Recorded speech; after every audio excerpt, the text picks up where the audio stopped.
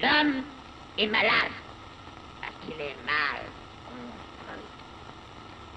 Il faut se décider à le mettre à nu pour lui gâter cet animal pur qui ne le démange pas. Dieu, et avec Dieu, ses organes, oui, ses organes, tous ses organes, car, tuez-moi si vous le voulez, il n'y a rien de plus inutile que Fala galera, tudo bom com vocês? Tudo tranquilo? Meio cansadinho? Você tá ouvindo aí agora nos seus fones de ouvido ou na sua caixinha JBL, se ela suporta essa pessoa meio afônica falando essa gravação de má qualidade, você está escutando Para Acabar com o Juízo. Acabei de tomar um tapa aqui, que eu tô em São Paulo, né? Eu tô em São Paulo meio... E aí vou ficar aqui um pouquinho. E semana que vem já volto para Porto Alegre. E aqui tem outra edição não, mas é outro exemplar do Antiédipo, né? Tem um exemplar que é meu e outro que é da Karine. Esse aqui é da Karine. Antes o que eu tinha era o da Karina, só que aí eu comecei a maltratar ele, rabiscar e tal, e eu falei, bicho, deixa eu comprar outro pra você, você fica com o novo, eu pego o seu aí. Esse tipo de gente. Espero não ter me ouvido. Enfim, aí eu tomei um tapa porque, cara, eu tava aqui em São Paulo em abril, né? A gente tá agora em julho. E aí eu abri aqui o livro e tinha uma marquinha aqui, né? De 21, na página 205, 20 do... Tá até escrito errado, tá 2/4/23, né? Mas é 20/4/2023. Que eu não paro de riscar o livro dos outros. Afinal das contas é isso, né? Nem mais o meu livro, nunca foi, né? E mesmo esse aqui eu tô riscando também. Caraca, a gente tava na página 205. No episódio 105 eu fiz a revisão. Hoje a gente tá na página 221, ou seja, desde abril, desde o dia 20 de abril a gente não andou 16 páginas. Haja paciência, hein? Acho que é isso que eu queria dizer. Era o episódio 105, agora é o 116. Então, 11 episódios depois, a gente não avançou 16 páginas. Parabéns. Parabéns a todos os envolvidos aí nessa belíssima empreitada que é ler o Lampilédebro. Deixa eu ver aqui. Agora estou gravando tarde o episódio. Foi o horário que me apeteceu. São 19h14, vamos até 19h20, 19h34. Eu edito rapidinho e tem mais trabalho para fazer hoje. Perfeito. Então vamos lá. A gente começou agora num episódio.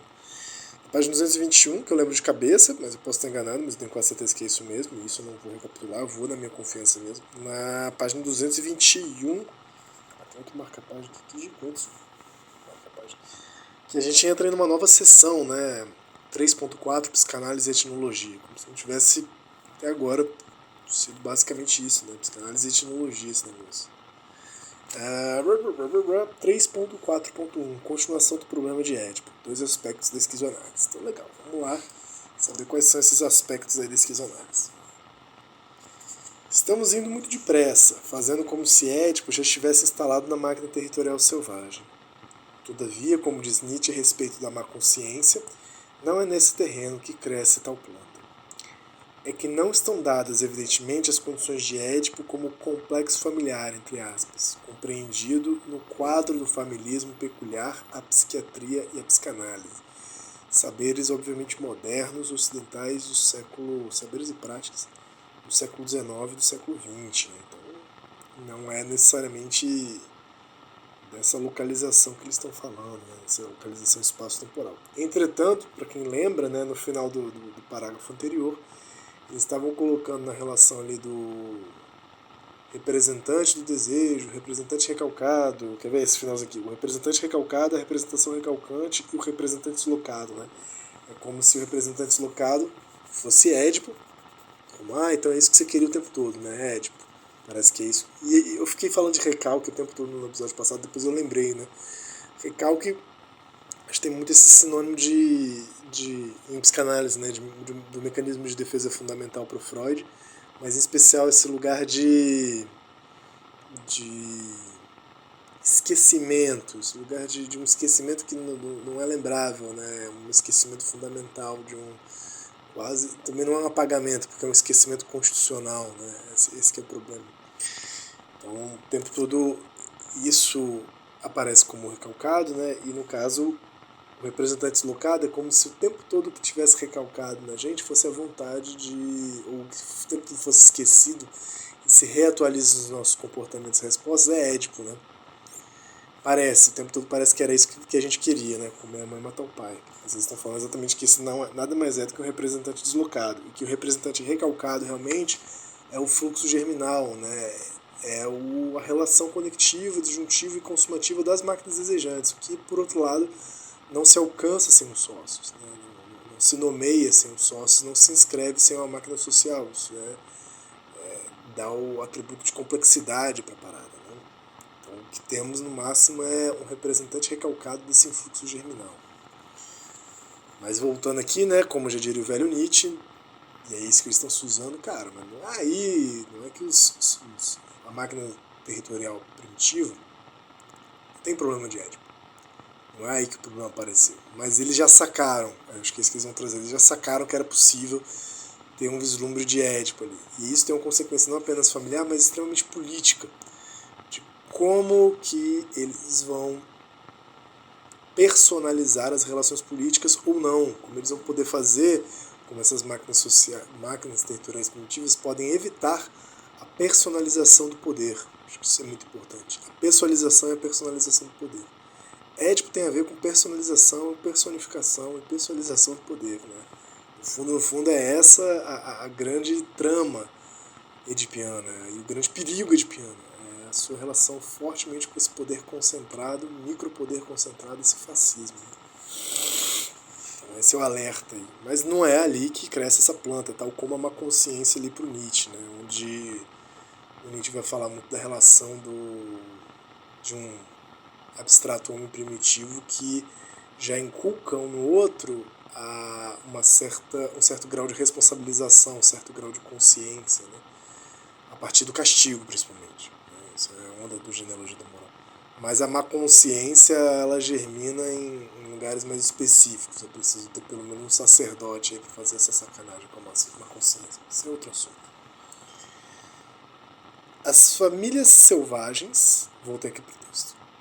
As famílias selvagens formam uma praxis, uma política, uma estratégia de alianças e de filiações. Formalmente, elas são os elementos motores da reprodução social. Elas nada têm a ver com o microcosmo expressivo. O pai, a mãe, a irmã sempre funcionam aí com outra coisa além de pai, como outra coisa além de pai, mãe ou irmã. Isso aqui que é importante, né? Tem uma síntese disjuntiva inclusiva, né? Entre as famílias selvagens, como eles colocaram aqui, ou essas pessoas, esses corpos que compõem a máquina social primitiva. E mais do que o pai, a mãe, etc., ao aliado, que constitui a realidade concreta ativa e torna as relações entre as famílias coextensivas ao campo social. Em outras palavras, nenhuma família se fecha em si mesma. Logo, nada que acontece com um sujeito, com um indivíduo, com um corpo, nada que passa impessoal ou pós-pessoalmente nesse corpo, nada que esse corpo responde diz respeito à ideia de uma família, né? Ou exclusivamente essa família. Não vai ficar nesse registro como a gente fica neurótico, porque meu pai, porque minha mãe, porque meu irmão, porque meu irmão, né? Procurando esse tipo de responsáveis pela conduta, né? Nesse caso aqui que eles estão falando é o seguinte, cara, sempre vai ter política e pessoalmente as alianças para influenciar nas condutas, né? Sempre coextensiva ao campo social. Nem sequer seria exato dizer que as determinações familiares se manifestam em todos os cantos deste campo e ficam ligadas a determinações propriamente sociais, visto que umas e outras são uma só e mesma peça da máquina territorial. Então também não vale dizer que primeiro vem a família e essa família se engancha nas alianças, né? Sendo que alianças e laços familiares, elas estão, laços de parentesco estão funcionando conjuntamente, mas as alianças são anteriores até. Né? Não sendo ainda a reprodução familiar um simples meio, ou uma matéria a serviço de uma reprodução social de outra natureza, não há possibilidade alguma de assentar esta sobre aquela, de estabelecer entre ambas relações bionívocas que dariam a um complexo familiar, qualquer um, valor expressivo e uma forma autônoma aparente. Não tem essa independência da família, né, com relação à produção social. Ao contrário, é evidente que o indivíduo na família, mesmo ainda pequeno, investe diretamente no campo social, histórico, econômico e político, irredutível a qualquer estrutura mental como a qualquer constelação afetiva. Acho que ficou bem claro isso aqui, né? Desde o bebê, criança, isso aqui eu lembro muito do Renato Nogueira falando do... Adoro esse texto, acho muito bonito. Do... Infancialização, né? Ubuntu Tecoporã, que ele vai pensar esse papel da criança nesses dois cosmos sentidos diferentes do ocidental, né? No Tecoporã, do bem viver, ou no do Ubuntu, né? Que é uma certa filosofia de matriz africana, um certo modo de vida, né? E ética de matriz africana. E nele a criança tem um lugar muito especial, né? Tanto no bem viver quanto no Ubuntu, tanto no Tecoporã quanto no Ubuntu. E essa responsabilidade da vida da aldeia, da vida da comunidade, desculpa, está explicitamente atrelada a essa ponte que a criança tem, né, com o passado e com o futuro. Então, essa criança já é extremamente conectada com o campo social. Diferentemente da nossa realidade, assim, que a maternidade é vivida, a maternidade muito idealizada, né, acaba sendo vivida de maneira isolada, né, e aí cada vez mais a família nuclear cuida da criança e as pessoas, inclusive do campo social, fora do núcleo familiar, elas recusam, né, que as crianças estejam circulando em qualquer espaço, né, fica aquele negócio espaço child free, né, sem criança, galera, não aguento criança, não gosto, aí chega aos absurdos de dizer que não gosta de criança, que eu acho muito bom, assim, muito bom. Que legal que você não gosta de criança, hein? Bacana. Volto ao texto. Eis porque, quando consideramos casos patológicos e processos de cura nas sociedades primitivas, nos parece totalmente insuficiente compará-los com o processo psicanalítico, reportando-os a critérios tirados deste. Por exemplo, reportando-os a um complexo familiar, ainda que diferente do nosso, ou a conteúdos culturais, ainda que referidos ao inconsciente ético, como se vê nos paralelismos tentados entre a cura psicanalítica e a cura xamânica, em Devereux e Lévi-Strauss. Então, quando há, né, dentro de um problema que produz certo sofrimento ao indivíduo no corpo social da máquina territorial primitiva, tiveram essas leituras aqui que eles estão apontando que tem uma aproximação psicanalítica, né, seja por entender a resolução de um conflito familiar, seja por entender a existência de um consciente, como é que se colocar aqui? Um consciente ético, né? Um problema ético com relação.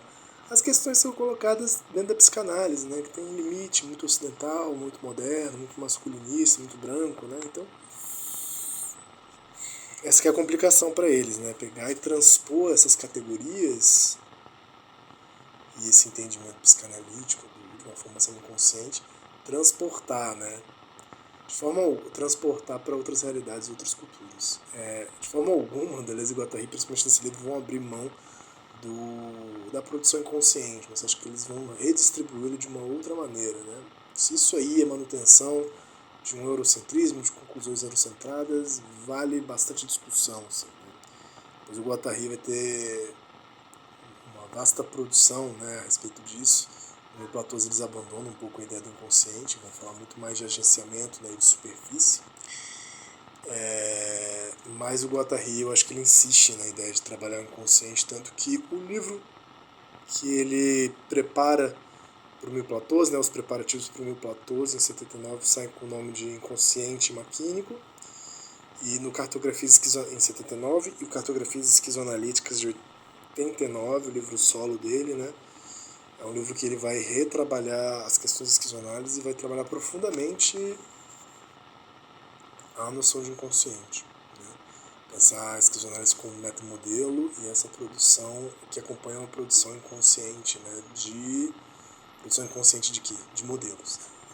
De modelos de referência sistêmica, né?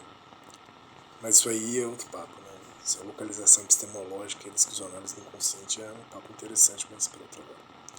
E aí seguem eles, que é isso que eu tô falando, né? Longe no antiético, eles abrirem mão do inconsciente, às vezes vão usar a etnologia para pensar uma outra possibilidade analítica, né? Uma outra máquina analítica, uma outra possibilidade de pensar a noção de inconsciente. Sigo, né? Definimos a esquizoanálise por dois aspectos. Olha que legal a definição. a destruição das pseudoformas expressivas do inconsciente, a descoberta dos investimentos inconscientes do campo social pelo desejo. É desse ponto de vista que é preciso considerar muitas curas primitivas, elas que são esquizoanálises em ato. Pô, eu tentei fugir do assunto, mas é isso, assim, tem uma transdução que vai ser sempre um dilema muito fodido, né? Como que a cultura ocidental, dentro dos pressupostos filosóficos, pressupostos racionais, de toda essa linguagem, desse cosmos sentido que a gente produziu como herdeiros de uma certa herança branca mesmo, sabe, europeia, como que a gente pode se debruçar e dar nome ao outro, né, que não pensa como a gente, que não está dentro desse sistema de pensamento, nesse sistema de produção de sentidos como o nosso. Então é muito problemático esse final. É desse ponto de vista que é preciso considerar muitas curas primitivas, elas são esquizoanálises em ato.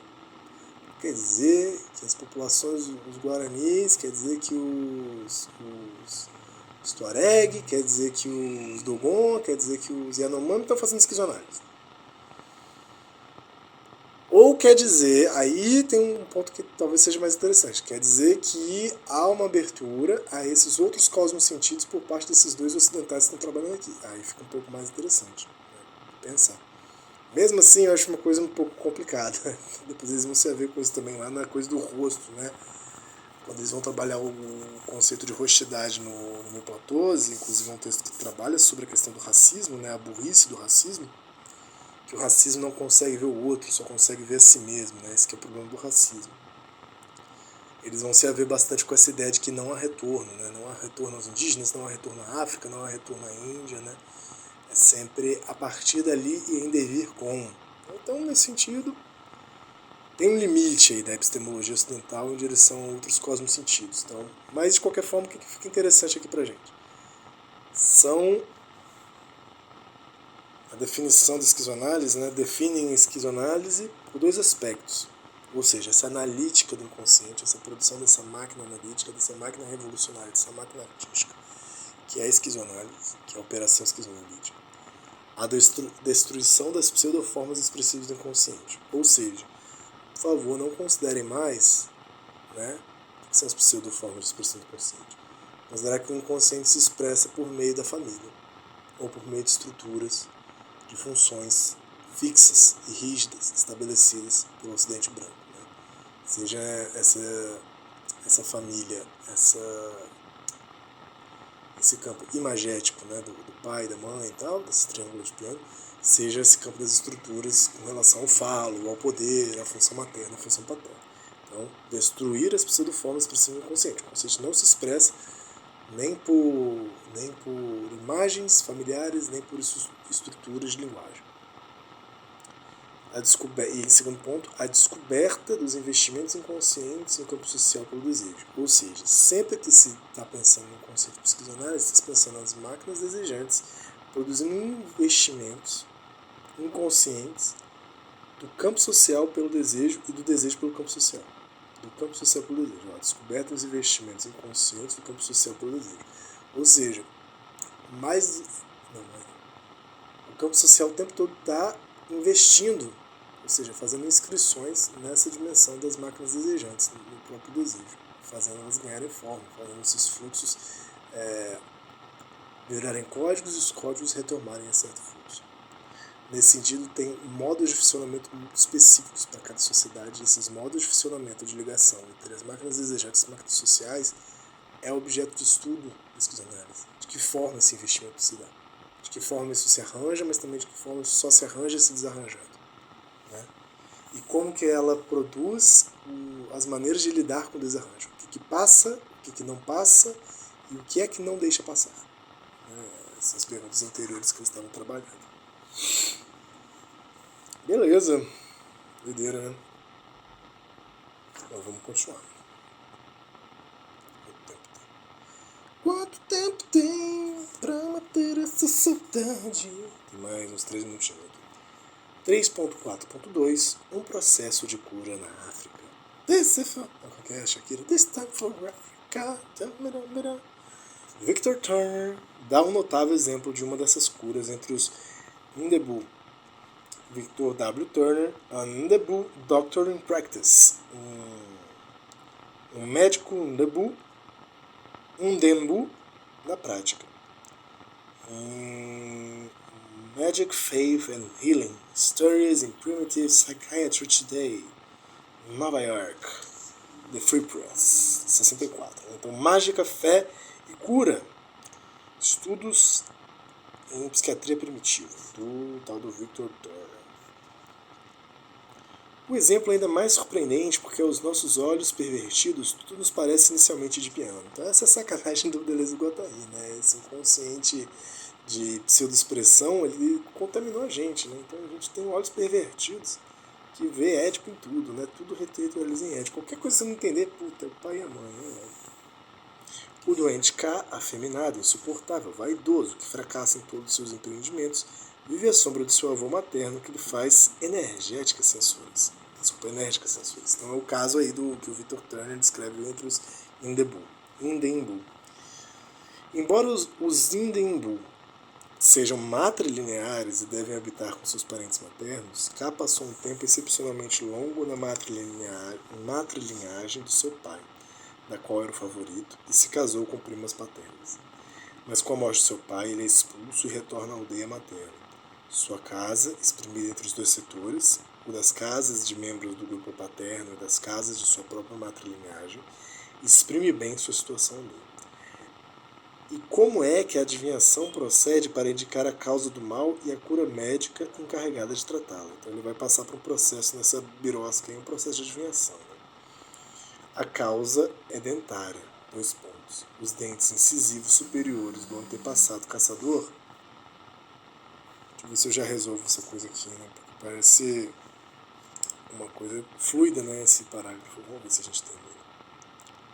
A causa é dentária. Os 2 dentes incisivos superiores do antepassado caçador estão contidos num saco sagrado, mas podem escapar de lá para penetrar no corpo do doente. Todavia, para diagnosticar, para esconjurar os efeitos do incisivo, o adivinho e o médico fazem uma análise social do território e de sua vizinhança, das chefaturas e subchefaturas, das linhagens e dos segmentos, das alianças e das filiações. Não param de pôr a descoberto o desejo nas suas relações com unidades políticas e econômicas. E é neste ponto, aliás, que as testemunhas procuram enganá-los. Entre aspas, a adivinhação devém uma forma de análise social no decurso da qual as lutas ocultas entre indivíduos e facções são postas a descoberto, de tal modo que possam ser tratadas pelos procedimentos rituais tradicionais. O caráter vago das crenças místicas permite que sejam manipuladas em relação com um grande número de situações sociais. Fecha aspas. Eu imagino que essa é a descrição do tal do Victor Turner. Né? Parece que o incisivo patogênico é principalmente o do avô materno. Lembrando que ele está junto com que vive à sombra de seu avô materno, exatamente. Mas esse foi um grande chefe. Seu sucessor, o chefe real, entre aspas, teve de renunciar com medo de ser enfeitiçado. E seu presumido herdeiro, inteligente e empreendedor, não tem o poder. O chefe atual não é o bom. O doente K, por sua vez, não soube assumir um papel mediador que o teria tornado um candidato a chefe. Tudo se complica em razão das relações colonizadoras-colonizados. 2 pontos. Os ingleses não reconheceram a chefatura. A aldeia empobrecida cai em decrepitude. Os 2 setores da aldeia derivam de uma fusão de 2 grupos que haviam fugido dos ingleses. Os mais velhos lamentam a decadência atual. O médico não organiza um sociodrama, mas uma verdadeira análise de grupo, centrada no doente. Caralho, isso aqui é muito legal, né? Como não tem individualidade nesse processo, né? Mas um conjunto de fatores, inclusive efeitos da colonização, né? Dando-lhe porções, ligando cornos ao seu corpo para aspirar o incisivo, fazendo rufar os tambores. O médico procede a uma cerimônia entrecortada por paragens e recomeços, fluxos de todos os gêneros, fluxos de palavras e cortes. Os membros da aldeia vêm falar, ou seja, assistem falar, o doente fala, invoca-se a sombra, para-se. O médico explica, recomeça tudo, tambores, cantos, transes. Não se trata apenas de descobrir os investimentos pré-conscientes do campo social feitos por interesses. Isso aqui eles vão explicar melhor lá no 4º capítulo, né? Mas não vale só dizer as tretinhas pequenas entre essa pessoalidade pré-consciente, né? Esses investimentos pré-conscientes do camarada, do K, com quem ele tem treta, quem ele deixou de ter, com quem ele casou. Não é isso, não são só esses investimentos pré-conscientes do campo social feito por interesses. que eles têm essa diferenciação de investimento pré-consciente por interesse e investimento inconsciente de desejo revolucionário. Mas eles só vão abordar no capítulo 4, essa aqui é a safadeza deles. Né? Mas de descobrir mais profundamente seus investimentos inconscientes feitos pelo desejo, né? Tal como eles passam pelos casamentos do doente, pela sua posição na aldeia e por todas as posições de chefe vividas em intensidade no grupo. Então, bem legal aqui, né? Deram um exemplo interessante aqui do que para eles seria algo como uma esquizoanálise, né? Por que é uma esquizoanálise? Na leitura deles, né? Não é que o camarada lá, o adivinho, tá fazendo porra nenhuma disso. Mas na leitura deles, Guattari, com olhos menos edipianizados e mais aparizados e sorbonizados e vansanizados e labordizados, aí eles veem essa intervenção de grupo, né? Bem interessante. Mas eu continuo comigo, né? E partilho com vocês esse problema de dar nome a isso de uma esquizoanálise, que é curioso, né? Bem curioso. Então, cara, a gente se vê na semana que vem. Já sabe, se quiser gravar esse episódio junto comigo, o próximo, dá um toque aí. E vamos nessa, rumo ao fim do capítulo 3. Beijo, até mais.